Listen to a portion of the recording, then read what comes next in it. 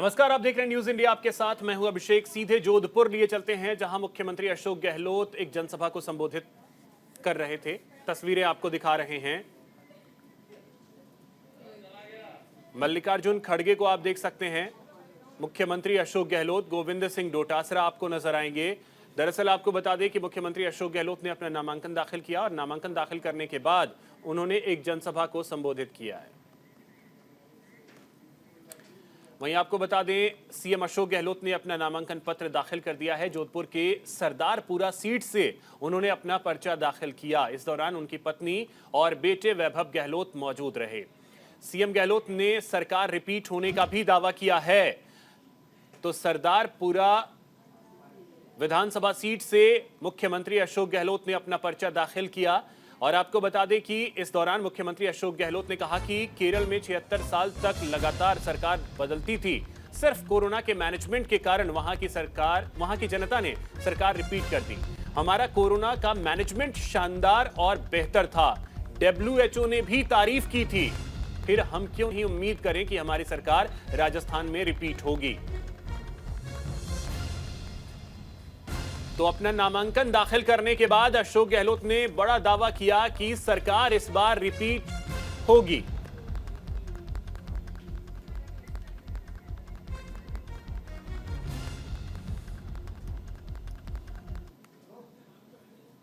मुल्कों में हो रही है, दुनिया में नहीं, देश के राज्य में हो रही है, केंद्र में हो रही है, तो हमारी स्कीमों की चर्चा हो रही है, हमारे कानून की चर्चा हो रही है, राजस्थान की चर्चा हो रही है। पहली बार हो रहा है। राजस्थान रेगिस्तान के इलाके हैं, आकाश के पड़ते रहते हैं, पिछड़ा राज्य है, यही पहचान थी। इसकी पहचान चेंज हो गई है। अब हमारे यहाँ शिक्षा की संस्थाएं, एम्स, IIT, IIM, IIT, आर्य यूनिवर्सिटी, सारी आप कल्पना कीजिए 100 यूनिवर्सिटी बन गई राजस्थान के अंदर। पहली बार मैं मुख्यमंत्री था तो 6 थी, 100 बन गई है। कॉलेजेस आज हमने तो 30 खोल दी है अभी 5 साल में, 76 साल में खुली 250। अनेक उदाहरण ऐसे हैं जो कि पहचान अलग करते हैं राजस्थान की देश से अलग। दादा पोता साथ खेल लिए, माहौल बना दिया खेलों का, हर क्षेत्र में नवाचार किया और हम कामयाब हो रहे हैं। हम अपना जो है धर्म निभाया है। प्रथम सेवक के रूप में जो मुझे अवसर मिला 30वीं बार मुख्यमंत्री बनने का, ये जोधपुर से मैंने सब कुछ सीखा है। जोधपुर जिले से गांव में, शहर में, इतना घुमाऊं मैं, जब मैं पार्लियामेंट था तब जो मैंने सीखा, अनुभव प्राप्त किया, वो अनुभव मेरे पूरे राजस्थानी सेवा के नाम काम आया। कभी बीजेपी में अब जनता पे है वो क्या फैसला दे, माई बाप जनता ही होती है। बागियों के लिए क्या कहेंगे सर आप? और मेरा मानना है कि इस बार लगता ऐसा है जनता का मूड विशेष रूप से। और चलिए एक बार फिर से आपको जोधपुर लिए चलते हैं, जहां इस समय कांग्रेस के राष्ट्रीय अध्यक्ष मल्लिकार्जुन खड़गे जनसभा को संबोधित कर रहे हैं। इंडिया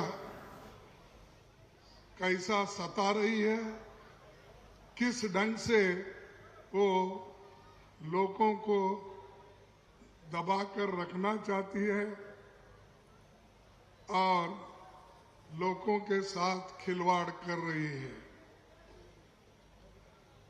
नासिर हुसैन राज्यसभा के MP और CWC member, Pranab Jha secretary AICC, Shrimati Usha Naidu secretary AICC, Virendra Singh Rathore secretary AICC, Salim Khan DCC president Jodhpur north और Naresh Joshi DCC president Jodhpur south और Shri Hiraram Meghwal DCC president Jodhpur rural, Shrimati Kunti Deora mayor Jodhpur north, Shri Rajendra Solanki senior leader, Ramesh Borana senior leader, Vaibhav Gehlot youth leader और यहाँ जो कैंडिडेट पधारे हैं, श्रीमती मनीषा पनवार जोधपुर, श्री शाहजाद खान सुरसागर, श्री किशन राम बिश्नोई, श्रीमती मीना कन्वर शेरगार,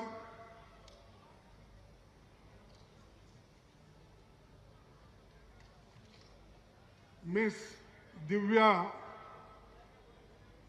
माड्राना, श्री महेंद्र बिश्नोई, श्री प्रकाश छगनानी क्या,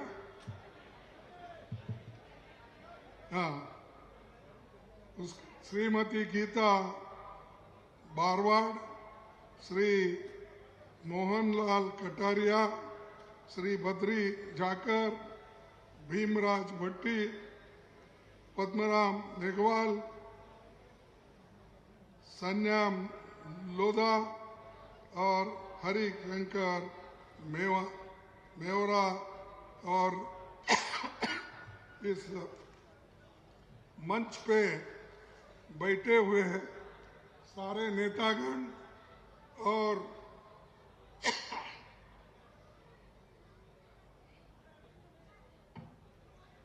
यहाँ पर पधारे हुए मेरे भाइयों बहनों, युवा मित्रों और बुजुर्गों और मीडिया के मेरे दोस्तों, मुझे आज खुशी हो रही है जोधपुर आकर, क्योंकि जोधपुर में अशोक गहलोत कैंडिडेट हैं और वो आपके चाहते हैं और उन्होंने अपने जीवन में 10 बार जीता है। 5 बार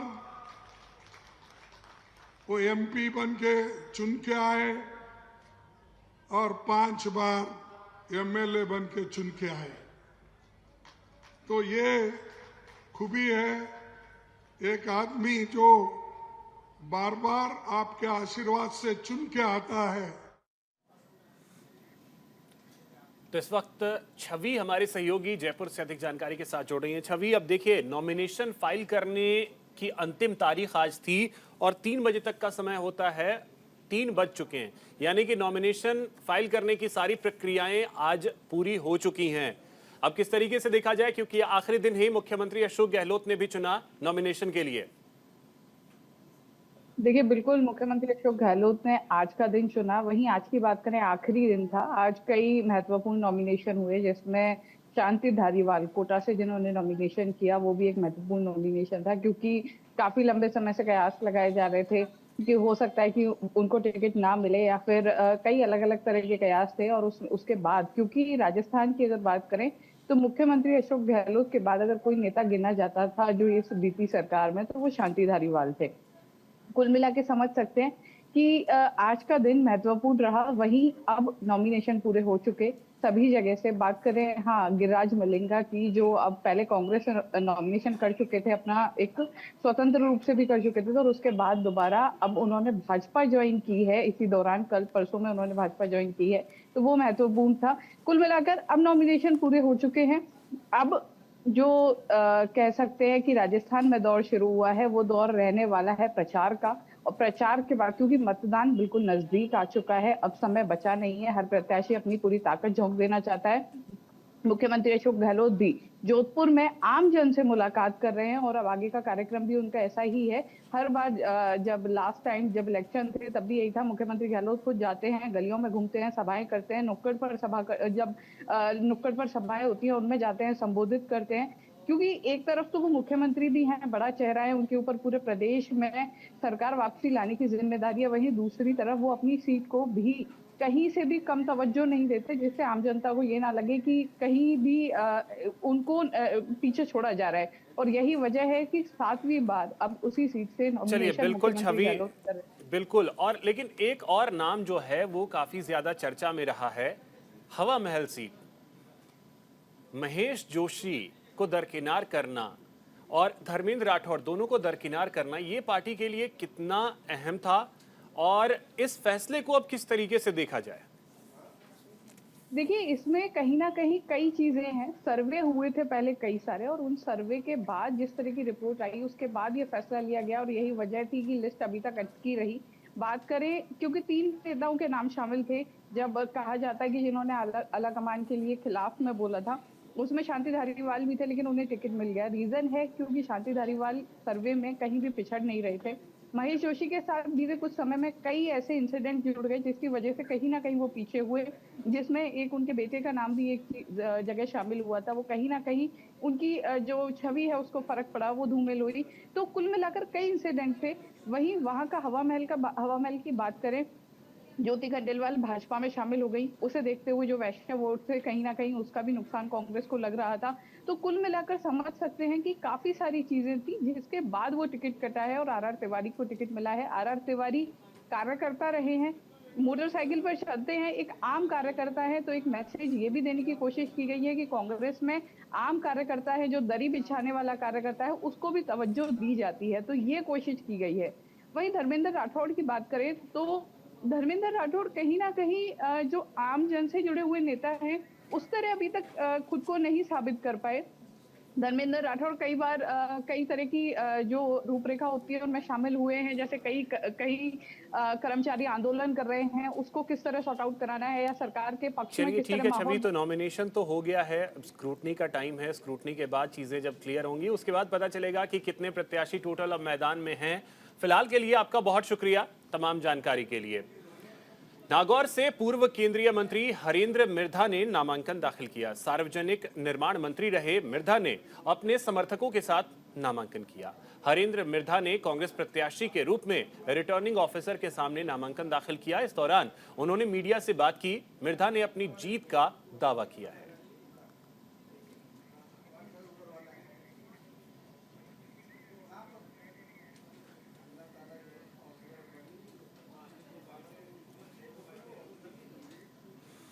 सांसद हनुमान बेनीवाल ने राष्ट्रीय लोकतांत्रिक पार्टी से नामांकन पत्र दाखिल किया। खींवसर सीट से बेनीवाल विधानसभा चुनाव लड़ रहे हैं। नामांकन दाखिल करने से पहले बेनीवाल ने जिला मुख्यालय पर विशाल जनसभा को संबोधित किया। इस दौरान भारी संख्या में उनके समर्थक मौजूद रहे। अपने संबोधन में आरएलपी सुप्रीमो हनुमान बेनीवाल ने बीजेपी और कांग्रेस दोनों पर निशाना साधा। इस दौरान उन्होंने यह भी दावा किया कि प्रदेश में आने वाली सरकार राष्ट्रीय लोकतांत्रिक पार्टी और आजाद समाज पार्टी के बिना नहीं बन सकेगी।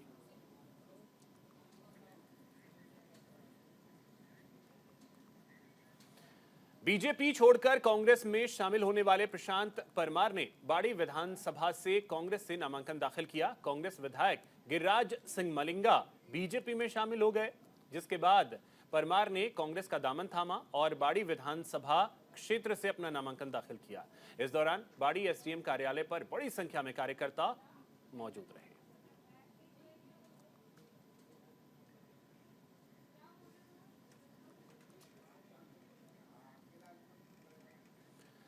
राजस्थान में चुनावी माहौल गर्माता जा रहा है और राजनीतिक दल अपने पक्ष में माहौल बनाने की कोशिश कर रही है। वहीं अब वोटर भी जागरूक हो गया है। बगरू क्षेत्र के कलवाड़ा गांव के ग्रामीणों ने चुनाव आते ही वोट का बहिष्कार करने का ऐलान कर दिया है।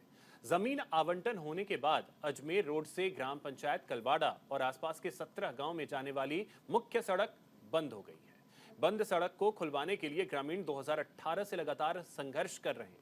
ग्रामीणों ने जगह जगह बैनर पोस्टर लगाकर चुनाव का बहिष्कार किया है। वहीं विधानसभा चुनाव को देखते हुए युवा संघर्ष संगठन कलवाड़ के नेतृत्व में कांग्रेस प्रत्याशी गंगा देवी और बीजेपी प्रत्याशी कैलाश वर्मा का पुतला दहन कर विरोध प्रदर्शन किया। ग्रामीणों का आरोप है कि दोनों ही नेताओं ने बगरू विधानसभा क्षेत्र पर राज किया है, लेकिन कलवाड़ा ग्राम के मुख्य सड़क को लेकर राजनीतिक रोटियां सेकने का काम किया है। ग्रामीणों ने चेतावनी दी है कि चुनाव से पहले अगर सड़क नहीं खुलता है तो पूरी तरीके से विधानसभा चुनाव का बहिष्कार किया जाएगा।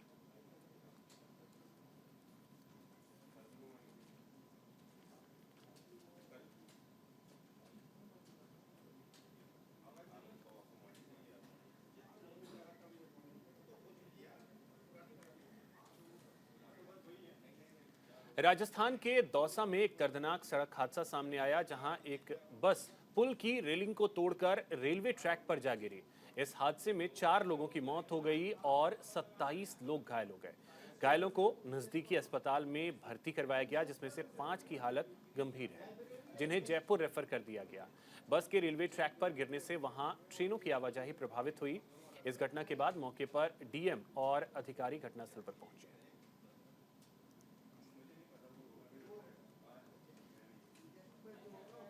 व्यक्ति हॉस्पिटल लाए जा चुके हैं, जिसमें से 4 मृतक हैं और यहाँ से हमने 7 व्यक्तियों को रेफर कर दिया है और बाकी वार्ड में एडमिट है, उनका इलाज चल रहा है और डॉक्टर्स की टीम लगी हुई है इस ज़्यादा पूरी स्थिति के अंदर। वहीं अलवर के कठुमर क्षेत्र से दिल दहला देने वाली एक घटना सामने आई। एक भतीजे ने अपनी ही सगी चाची की चाकू से गोदकर हत्या कर दी। इस घटना के बाद पूरे इलाके में अफरा तफरी का माहौल पैदा हो गया।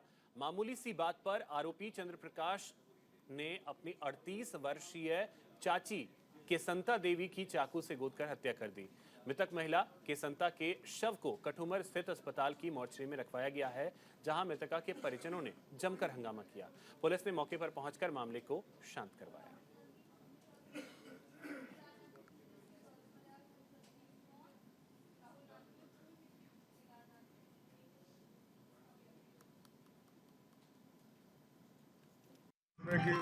जल्दी सुबह की घटना है। इसमें जो आरोपी है उसने अपनी सगी चाची और एक मोहल्ले का लड़का और है, उनको चाकुओं से बार की है, जिस पर जो चाची है उनकी मृत्यु हो गई है। अस्पताल में डेड बॉडी रखी हुई है। घर वाले भी आ चुके हैं। पोस्टमार्टम कोर्ट से कराया जाएगा। जो आरोपी है उसको भी डिटेन कर लिया गया है। अनुसंधान जारी है। इसी बीच एक बड़ी जानकारी आपको दे दें, महादेव ऐप पर सीएम भूपेश बघेल का बयान भी आ गया है। बीजेपी हार के कारण ईडी को सामने करती है। ईडी प्रमुख भूमिका निभा रही है। वेबसाइटों पर केंद्र सरकार ने एक्शन लिया और आपको बता दें कि महादेव ऐप सहित करीब 22 एप्लीकेशन और वेबसाइट पर बैन लगाया गया है।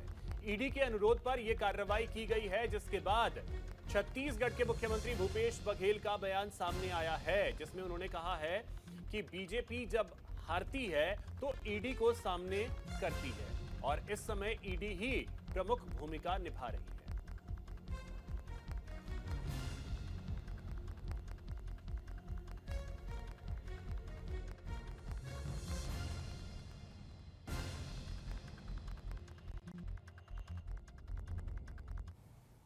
आप नहीं कर रहे हैं। अब इनका फायदा तो इस प्रकार की कहानी डलवाने में ही उनको राजनीतिक फायदा होगा। 2 साल से इसकी जांच चल रही है।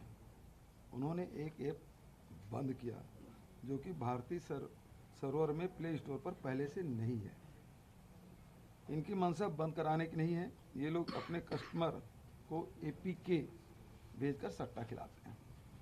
इस पर कार्रवाइयाँ करना चाहिए और पूरे देश में सभी ग्रुप को प्रतिबंधित करना चाहिए, बंद करवाना चाहिए।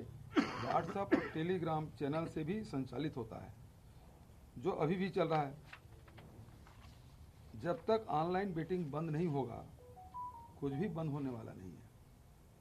ऑनलाइन सट्टा खिलाने वाले ने पूरे देश भर में लाखों फर्जी खाते खुलवाए हैं, जिनमें बड़ी रकमों का लेन देन होता है और इसमें अधिकांश बैंक खाते नए राष्ट्रीय बैंकों में हैं या फर्जी खाते बहुत छोटी छोटी अवधियों में बंद कर दिए जाते हैं। केंद्र सरकार को चाहिए कि ऐसे सभी खातों की पहचान कर उनको बंद कराया जाना चाहिए। उसमें जमा राशि को राजसात कर लिया जाए, तभी ऑनलाइन सट्टा पर नियंत्रण पाया जा सकता है। तो इसी खबर पे और अधिक जानकारी के साथ हमारे छत्तीसगढ़ और मध्य प्रदेश स्टेट हेड अनिल पुसतकर जी हमारे साथ जुड़ रहे हैं। अनिल जी, अब देखिए, चर्चा हम लगातार इस बात की कर रहे हैं कि बिजली, पानी, सड़क ये सब भूल जाइए।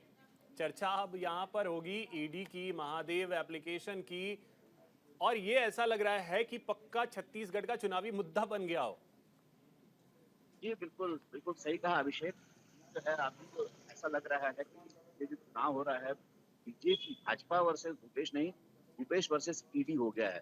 भूपेश ईडी पर जमकर हमले कर रहे हैं। देखिए, मामला जब सामने आया उसके बाद से लगातार भूपेश जो है ईडी पर आक्रमण कर रहे हैं और उसको ईडी को भाजपा का इलेक्शन वीक बता रहे हैं और कोई कसर नहीं छोड़ रहे। महादेव ऐप को जब भूपेश बघेल ने जब प्रधानमंत्री और गृह मंत्री पर आरोप लगाया कि लोग महादेव ऐप को क्यों बंद नहीं कर रहे हैं, तो आज महादेव ऐप बंद हो गया है। लेकिन उसके बाद वो कह रहे हैं कि बहुत सारे ऐप चल रहे हैं जिस पर लाखों रुपए की जो बैटिंग आज भी हो रही है, उनका अब उनका फोकस जो है वो ये है कि ऑनलाइन सट्टा बंद होना चाहिए सारे देश में। सिर्फ महादेव ऐप नहीं, वो सारे ऐप को लपेट रहे हैं। और उसमें जो है उन एक प्रमुख बात जो निकल कर आ रही है कि वो लोकल जो नेता है, छत्तीसगढ़ के जो स्थानीय नेता है, चाहे रमन सिंह कह लीजिए या बाकी दूसरे नेता के, उनको छोड़ चुके हैं। वो अब सीधा प्रधानमंत्री और गृह मंत्री पर हमले कर रहे हैं और ईडी को लेकर हमले कर रहे हैं। और इधर जो है भाजपा भी जो है वो लगातार हमलावर है। कल जो यहाँ सिद्धार्थनाथ सिंह है जो उनके मीडिया प्रभारी, उन्होंने एक प्रेस कॉन्फ्रेंस ली और एक वीडियो जारी किया जिसमें ईडी की प्रेस नोट थी, उसपे सबसे बड़ा नाम था शुभम सोनी का। अच्छा, उसका वो वीडियो है, कथित वीडियो है। और तो अनिल जी, ये चीज भी आपसे समझना चाहेंगे कि क्या इसका असर वोटर्स पर पड़ेगा, वोटिंग पर इसका असर पड़ेगा? देखिए, अभी तो इसका असर पड़ेगा या नहीं पड़ेगा ये तो चुनाव के बाद पता चलेगा, लेकिन आज ये चर्चा का विषय है। आज लोग धान को भूल चुके हैं। धान के मामले में घोषणा पत्र में भाजपा ने 3100 दाम दिया, तो कल जो कांग्रेस ने घोषणा पत्र दिया उसमें 3200 रुपए क्विंटल दाम दिया। लेकिन उसके बाद भी घोषणा पत्र की कहीं चर्चा नहीं है। आज अगर चर्चा छत्तीसगढ़ में हो रही है तो महादेव ऐप की हो रही है, सट्टे की हो रही है। और इसको यही राजनीतिक हलकों में नहीं, आम आदमी में भी चर्चा का विषय है कि आखिर ये जो भूपेश के जो आरोप है, क्या ईडी जो है वो भाजपा की विंग है? और ये टाइमिंग का भी सवाल उठ रहा है। देखिए, जो टाइमिंग है, जो ईडी की रेड का हो कहिए या ईडी की जो प्रेस नोट का हो या महादेव ऐप के जरिए जो भूपेश बघेल को घेरने का हो, उस टाइमिंग को लेकर भूपेश बघेल भी सवाल उठा रहे हैं और ये आम चर्चा का विषय भी है। अगर आज जो है चर्चा हो रही छत्तीसगढ़ में, तो ना धान की हो रही, ना किसान की हो रही, ना नक्सलवाद की हो रही है, ना रोड सड़क पानी बिजली की हो रही है। आज सिर्फ चर्चा हो रही है तो महादेव ऐप की हो रही है। जी अभिषेक, और आपने जो कहा बिल्कुल सही कहा कि सारे मुद्दे गौण हो चुके हैं, सारे मुद्दों से ध्यान भटका दिया गया है। बिल्कुल, सारे मुद्दे गौण हो गए हैं छत्तीसगढ़ विधानसभा चुनाव में, ऐसा लग रहा है। न विपक्ष न ही पक्ष, दोनों अब आ गए हैं महादेव ऐप पे। महादेव किसका बेड़ा पार करेंगे ये बताएगा वक्त, और इसके लिए इंतजार करना होगा 3 दिसंबर का। बहुत शुक्रिया अनिल जी आपका तमाम जानकारी के लिए। इसी के साथ इस बुलेटिन में इतना ही। नमस्कार।